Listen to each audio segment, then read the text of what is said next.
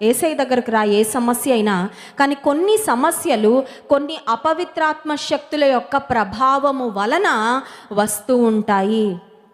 మాకు తెలుసు, పాలకొల్లు ప్రాంతం నుండి ఒక సహోదరు వస్తూ ఉండేది మందిరానికి, ఇప్పటికీ వస్తూ ఉంటారు వాళ్ళు.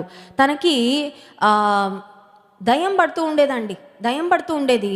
కరెక్ట్గా వివాహమైన తర్వాత ప్రెగ్నెన్సీ వచ్చేది, గర్భఫలం దేవుడు ఇవ్వగానే వచ్చి చెప్పేది, నాకు దేవుడు గర్భఫలం ఇచ్చాడక్క అని చెప్పి. ఆ తర్వాత సడన్గా ప్రార్థన జరుగుతూ ఉన్నప్పుడు దయ్యం పట్టేసి గట్టి గట్టిగా కేకలు వేస్తూ ఉండేదండి.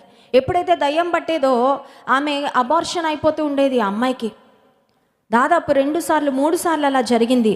గర్భం ధరించడం, ఆ తర్వాత బేబీ అబార్ట్ అయిపోవడం, చాలా నిరుత్సాహం, చాలా కన్నీళ్ళు.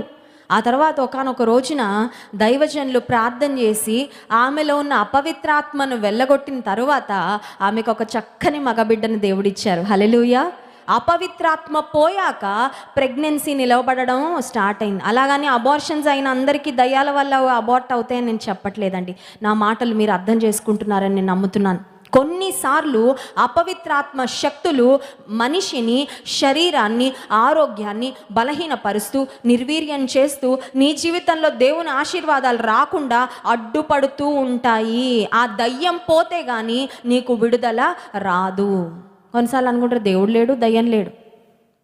నువ్వు కూడా లేవైతే, దేవుడు ఉన్నాడు, దయ్యము ఉన్నాడు, నువ్వు కూడా ఉన్నావు. అవునా కదా?